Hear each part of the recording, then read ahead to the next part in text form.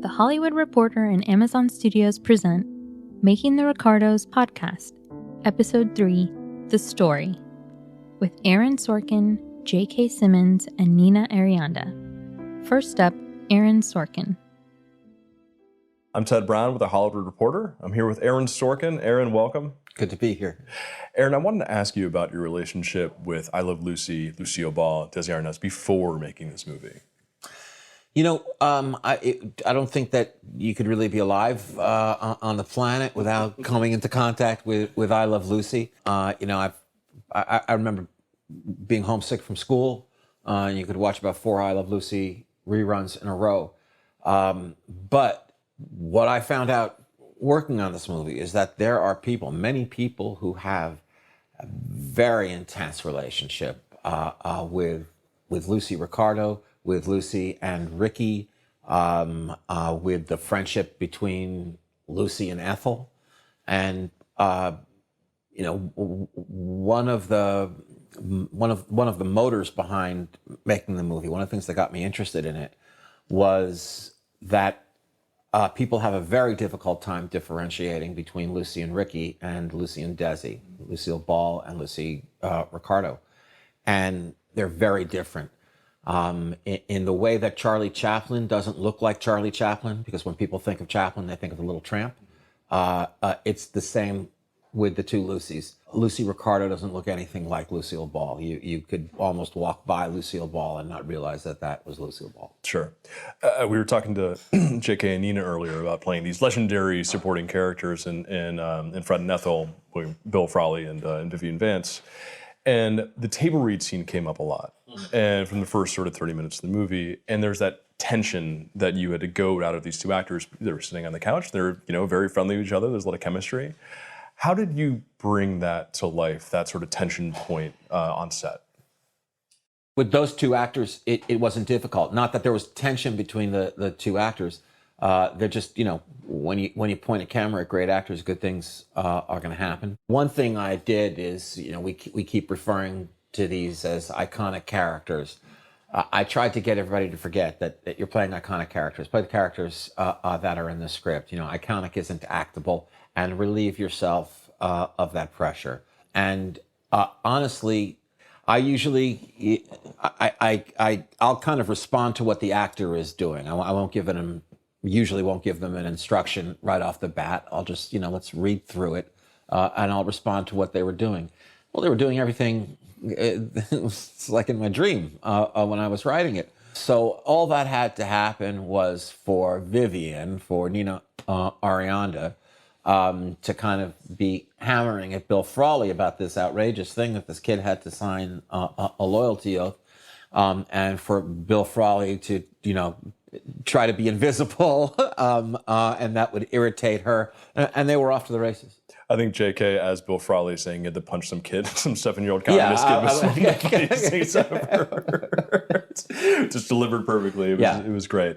Speaking of that, there was this incredible chemistry. Javier was here before talking about, there was a lot of preparation that was done before everyone actually was able to get together on set and have this, incredible chemistry with each other. Were there any days on set for shooting days that came to mind as that stood out, where you saw these sort of sparks fly between all these people and you said, oh, wow, this is going to be an incredible amount of organic chemistry between? There were a lot of days like that. Any Lucy Desi scene, you really enjoyed just watching it, and I would sometimes do an extra take or two beyond the point where I knew we were using take 4. I don't need to do take 5 or 6, just because I liked watching them do it. But one of the things that I remember, because you mentioned preparation, and a lot of that preparation I wasn't aware that the two of them were doing. I was I would, as we started approaching the first day of production, I would send them, the 4 of them, particularly though Nicole and Javier, or just send them emails every day, just reminding them of certain things, just making sure that they're not nervous, that they're not, I knew that they are playing these iconic characters and that they're going to be very exposed playing these characters. So just telling them we're making a movie, we're going to have fun. I'm not looking for an impersonation of anybody. Play the characters in the script, but I didn't know that they were both preparing heavily on their own behind my back. And so the first day that we shot an I Love Lucy scene, which we just do little shards of, I had carved out 3 or 4 hours that morning for Nicole and I to just stand by a playback monitor that was going to show us that moment from I Love Lucy. And we were going to learn it together. Okay, she puts her right hand on the mantelpiece right before she turns to Ethel and does this. Nicole came knowing every inch of the scene. Nicole just dove into that vat of grapes and knew exactly what to do. Those were exciting moments. I mean, it's so interesting to see this. You have a deep background on television, obviously, and bringing something that was so seminal, both in the characters and also the technical aspects of what a show is doing to the big screen. I mean, were there any difficulties in doing that? What were some challenges you might have faced in bringing those concepts to the larger screen? I think if I have a strength as a director, it's knowing what my weaknesses as a director are. I need help when it comes to a visual sensibility, when it comes to composing a frame, when it comes to creating visual interest. And so I had our DP, Jeff Cronenwith, our production designer, John Hutman, our costume designer, Susan Lyle.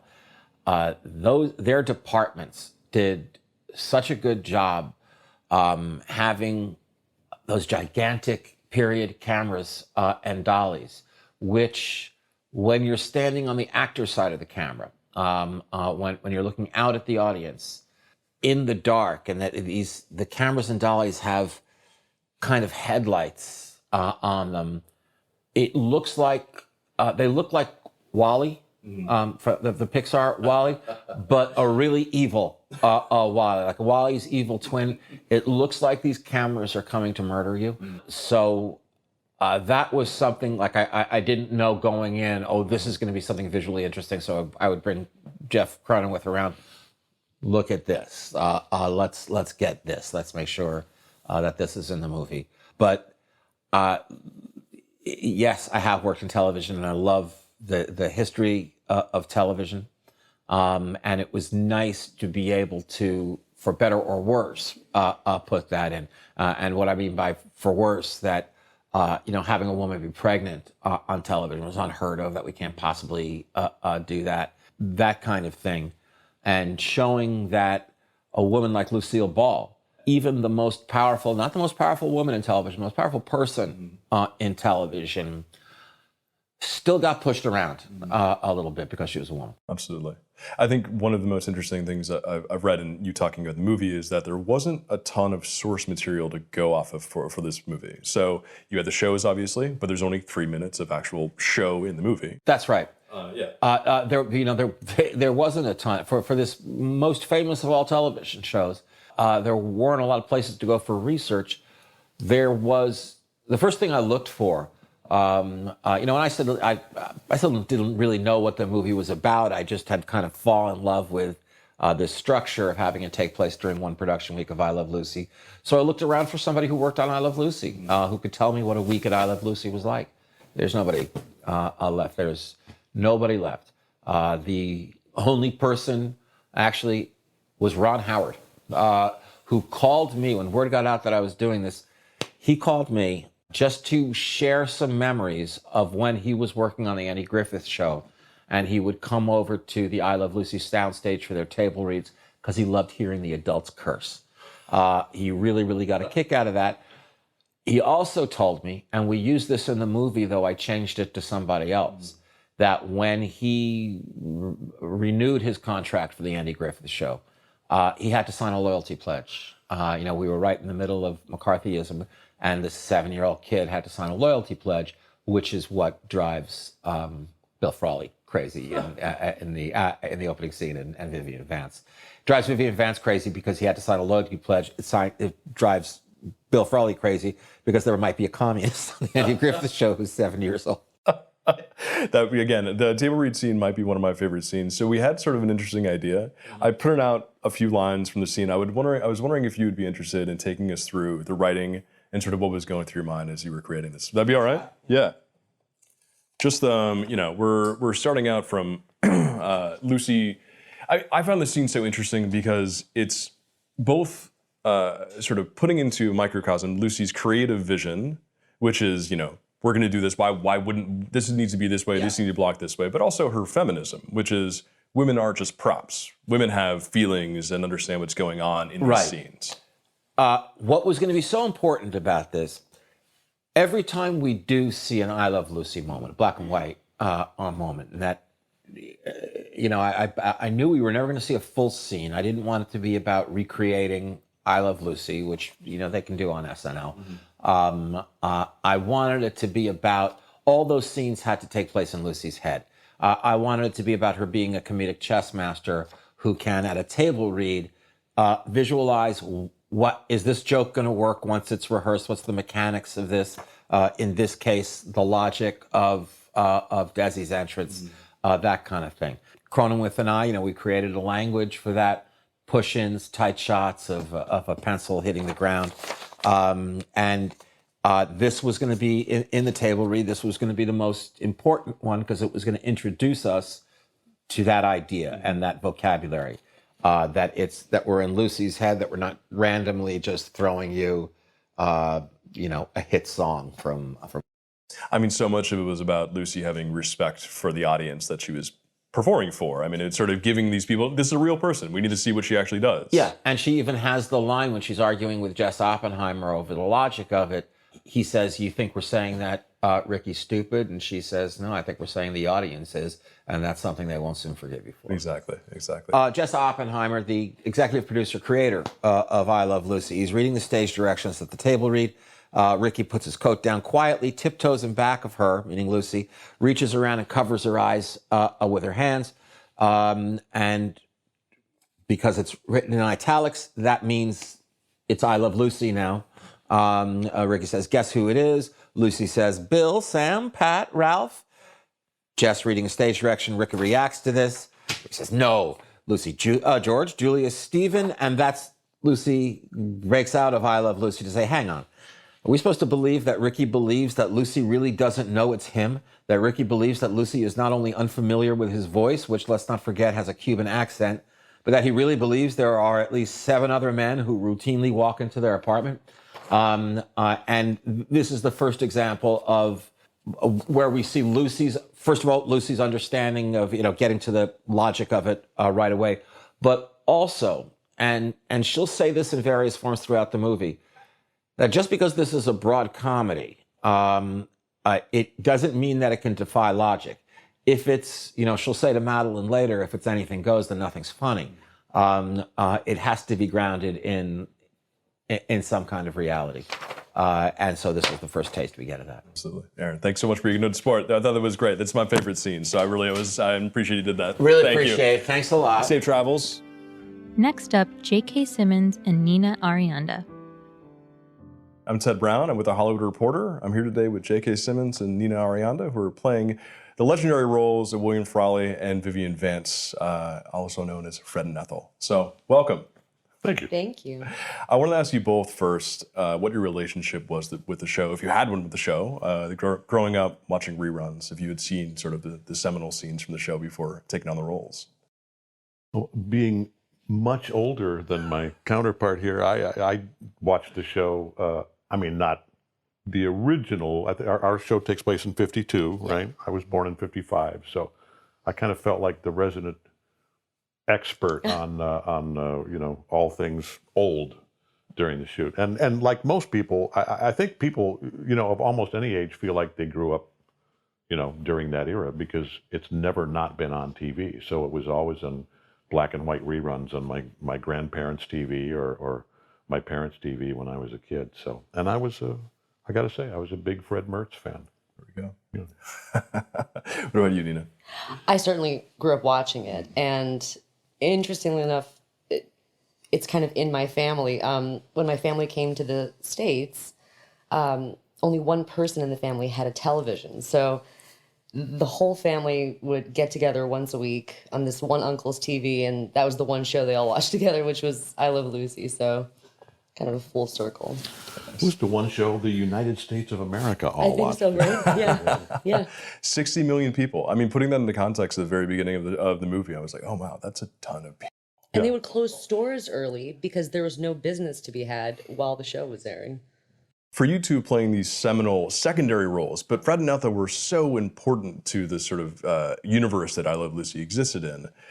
And also playing an off-screen couple that had a lot of tension between them, obviously, and in the room, not a real couple, but sort of in the room together with each other and playing off each other and having this, not necessarily animosity, but a little bit of antagonism. You can say animosity. Yeah. What did it mean to have both embodying these roles that had this very important role on the screen, but also these other lives that they were living? How did you prepare to that? What did that mean? How did you do that? How did you do that? Preparing for it, I think everything you need to know is in the script. It's in Aaron's Bible, so to speak. I mean, but can you rephrase the? I'm sorry, I lost. Of course. Yeah. No problem. Okay. There's this. You're both playing such seminal characters, both on the actual show of I Love Lucy with Fred and Ethel, but you're also playing this off-screen couple that had to interact with each other, but has a lot of animosity towards one another, obviously. How did preparing for that dual sort of role? How did you do that? How did you prepare for that? So, with Aaron's words, with Aaron's script, anything you need to know is there. You know, and as far as Fred and Ethel go, they are the quintessential supportive characters. And their role is so important because the trouble wouldn't have been as good. The mischief that Lucy got involved in wouldn't have been as good if it weren't for this support and this sort of encouragement to, you know, do things a little worse, be a little sneakier, have a little more fun. So they do play a pivotal role in that. Yeah, and it was, I didn't know at all going into it, the backstage vibe between Bill Frawley and Vivian Vance, which was less than collegial, based on really their first interaction, where understandably Vivian Vance, you know, showed up at the first table read and went, wait, what? This dude is my husband? He could be my grandfather, you know, and Bill kind of took exception to that. So they kind of got off on the wrong foot and never got on to the right one. But it, you know, I mean, it fueled the comedy. I like to think, you know, I think it really helped fuel it. I mean, both characters, and the movie really is about the Ricardos, and it's about the backdrop of all this and sort of how the Desi and Lucy interact with each other. Are you saying the movie's not about the merchant? Oh. No, it is. That's not the movie we made. Yeah, no, you're right. But actually, Nina, I want to ask you, because Vivian plays such an important role. I mean, I didn't realize how close Lucy and Vivian were until we watched the movie and sort of did this research into it. But it's this tension, right? It's that Vivian is both very important in Lucy's life, but also Ethel on stage, on screen, needs to play a very supporting role in her life. What was it like preparing for that? How did that sort of, how did you bring that to life? What I think is relatable in that sense is that, and I said this before, but like I think a lot of women can relate to this feeling of having your light dimmed, you know, universally, whether it's professionally or personally. So that lives, I think, in many women and probably many people as well. But to prepare for that, the tension that is between Lucy and Vivian, it's not out of hate. It's not out of anything other than love, and I think concern and desperately wanting to see one another. And I think for Vivian, she desperately wants her to see Vivian as herself, not as somebody that she wants her to be, in a way. Absolutely. And JK, for you, I mean, Bill Frawley off screen played this it's a paternal figure, but it's also the sounding board of grounding Lucy in sort of the work she was doing.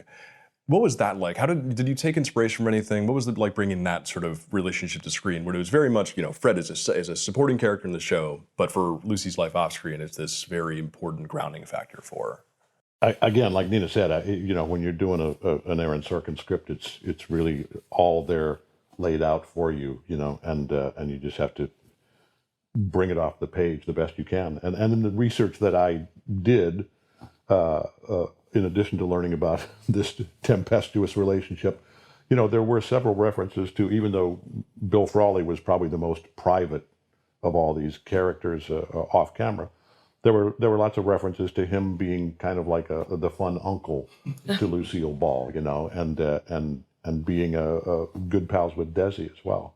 Yeah, so I think that scene in the bar, that scene where I say, "Come on, let's go get a drink," really encapsulates, as Aaron does so brilliantly. He can encapsulate this entire 20-year relationship in a 3-minute scene, walking across the street to get a drink at 10 o'clock in the morning, as people do.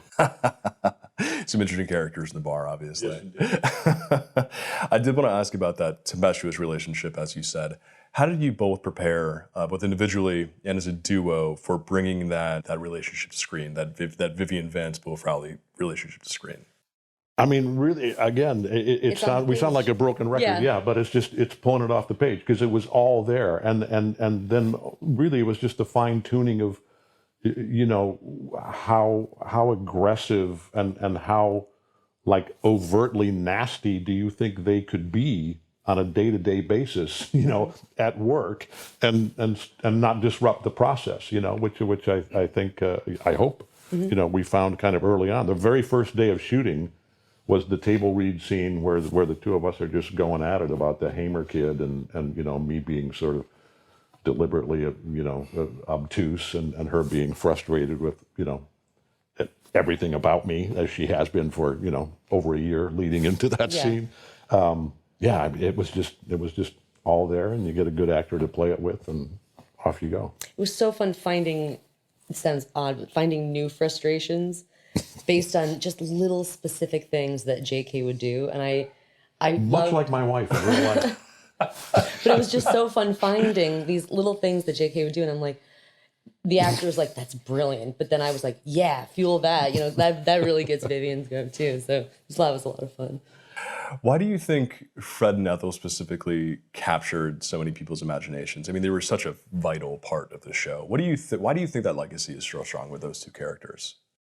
Very relatable, I think, for most of America. Yeah, I think as broad as they were very, very typical Americans, working class people of that time and place, and then, both of the actors, with their backgrounds in theater and musicals and vaudeville and all of that, brought the kind of elevated style to it that it needed, to keep pace with Lucille and Desi. Absolutely. I mean, why do you think I Love Lucy as a show has had such this sort of permanent legacy that's still influencing shows today? I mean, it's sort of, you can feel it in comedies, you can feel it in physical comedy. Why do you think I Love Lucy as a show has had that sort of legacy to it? Because it's very, very, very good. That's... I mean, that's really the best answer I think there is to that question. It is time, even though obviously, comic style has evolved a lot. It's still, you look back on those and you go, yeah, I get why those were funny in 1952, but they're also funny now. It's timeless for a reason. I thought it was interesting that one of the central points or central sort of motifs in the movie was that this episode was Fred and Ethel fight. Like it was an episode that was very much about Fred and Ethel. Did you end up spending a lot of time with that episode in particular? I know that Aaron has said that there's only really 3 minutes of footage from the actual show in the movie because it's very much about the Ricardos. But did you spend a lot of time with that scene in particular, that episode in particular? I know we all did, and of course we shot more of it than ends up in the final cut, as is usually the case. So, and that was, I think, for all of us, those were really the only times when we were recreating those scenes where you really felt, like you have to do an impression. You have to be exactly what Bill Frawley was or Vivian Vance was in that scene, and try to get the same rhythm and the same inflection and the same everything, which was, daunting and challenging, but really fun in its own way too. It's a huge responsibility, but it's a great honor at the same time. So there's fun in that. And to be able to look here and see that, see what you've been watching at home in black and white, and then look at this one and go, oh yeah, that's it. Did either of you have favorite scenes when you were preparing for the movie? every day I showed up at work, during the, and yeah, that, which reminds me, it was interesting finally seeing the movie, just recently and going, oh, so it's not all about Fred Mertz. There's a lot of other stuff going. That's what was going on during those weeks that I wasn't working. We were watching Javier be like the musical king, and all those other things. But I felt like every day that I showed up to work was my favorite scene, because there was no, Deadwood. There were no days of we're going to do the shoe leather of we're going to spend the day watching you walk across the street or drive up in a car, or those every second on camera was challenging and exciting and fun. Just being on the set was really a trip. Mm-hmm.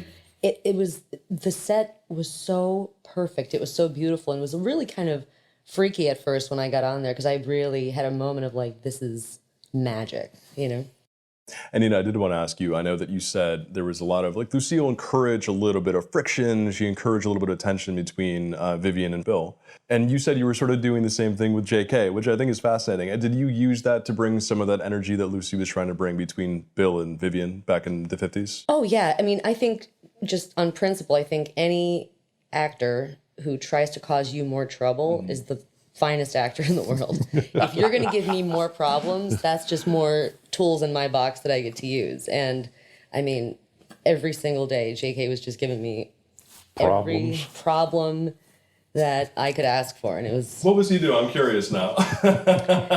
Well, one of my favorite things I'll say is it was actually at the table read. And I think you said this was based on research that you had done. But everyone's sitting together reading the script, and JK is just flipping the pages looking for his next line. BS. Not my line, not my line, not my line.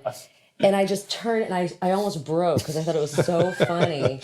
But then I just used it as much as I could to go, again, the actor said, that's genius. And then Vivian, of course, was deeply irritated by Bill's not wanting to be a team player. Because you're envisioning yourself in the situation that's going to sit next to you. Obviously does not care about any other line. Yeah. No. And then JK would actually do, didn't you say that Bill also would just hold his lines with him? Yeah, I don't remember where I read this, but it was maybe in, I don't know, some book about Lucille or about Vivian, that he would, at the table read, he would separate his pages, and then for the whole week of rehearsals, he would carry around his 6 pages in his pocket, and who cares about the rest of it? Right. I don't have to learn that. It was I got to say, it was kind of freeing in a way, and it might not be the last time I do that. I was going to say, now you can take that with you, right? Thank you both so much for the time. This is incredible. Thank you. Thank you. Thank you for listening to Making the Ricardos. Be sure to check out our other episodes and go see Being the Ricardos on Amazon Prime now.